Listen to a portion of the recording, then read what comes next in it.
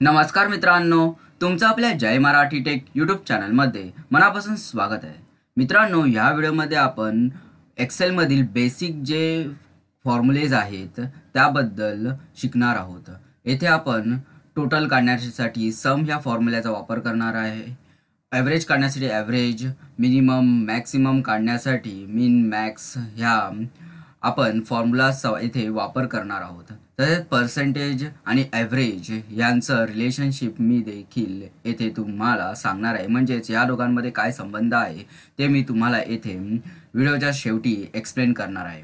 तर मित्रांनो, व्हिडिओ सुरू करण्याआधी माझी तुम्हाला विनंती आहे की तुम्ही आपल्या यूट्यूब चॅनलवर नवीन असाल तर कृपया आपल्या यूट्यूब चॅनलला सबस्क्राईब करा.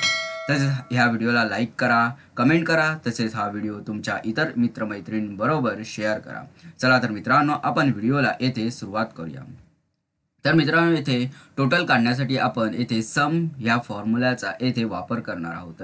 त्याकरिता मी येथे इज इक्वल टू करून येथे सम असं टाईप करत आहे. नंतर आपल्याला ब्रॅकेट द्यायचा आहे अशा प्रकारे. नंतर आपल्याला ज्या पण अंकांची येथे बेरीज करायची आहे, टोटल काढायची आहे, ते आपल्याला येथे असे सिलेक्ट करायचे आहे. माऊसनी आपण करू शकतो किंवा कीबोर्डचा वापर करून आपण करू शकतो. तुम्ही इथे पाहू शकता की E5 म्हणजे E5 पासून ते EI5 पर्यंत येथे सिलेक्ट झालेलं आहे. नंतर आपल्याला येथे ब्रॅकेट क्लोज करायचं आहे. नंतर आपल्याला वर येथे एंटरचं बटन आपल्याला कीबोर्डवरील येथे दाबायचं आहे. तुम्ही इथे पाहू शकता की येथे टोटल आलेली आहे. मी आता त्या टोटलवर येथे डबल क्लिक करत आहे.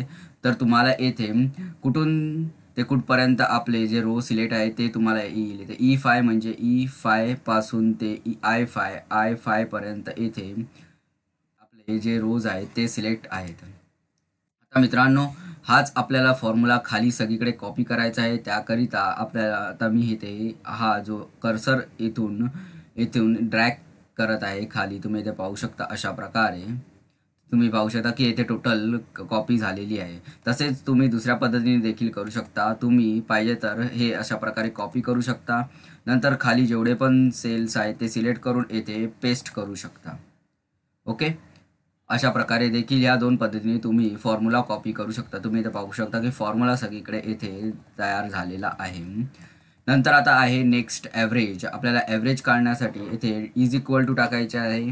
नंतर ॲव्हरेज असं आपण टाईप करणार आहे. नंतर ब्रॅकेट टाकणार आहोत आणि नंतर ज्या पण आपल्याला अंकांची येथे ॲव्हरेज पाहिजे आहे ते येथे आपल्याला मार्क्स येथे सिलेक्ट करायचे आहेत. मी मराठी ते सायन्सपर्यंत सगळे मार्क्स इथे सिलेक्ट केले आहेत. नंतर आपल्याला ब्रॅकेट क्लोज करायचं आहे. नंतर एंटरवर क्लिक करायचं आहे. तुम्ही इथे पाहू शकता की ॲव्हरेज आलेले आहे. मी आता हे फॉर्म्युला इथे कॉपी करत आहे.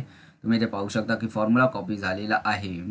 आता मी मिनिमम कसं काढायचं ते दाखवतो. त्याकरिता इज इक्वल टू टाईप करून आपल्याला इथे मिन असं टाईप करायचं आहे.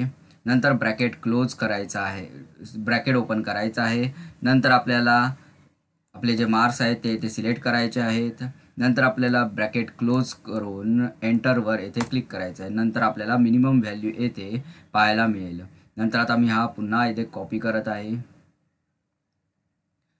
पुन्हा आता मॅक्सिमम व्हॅल्यू काढण्यासाठी मी इज इक्वल टू टाईप करून इकडे MAX मॅक्स टाईप करत आहे.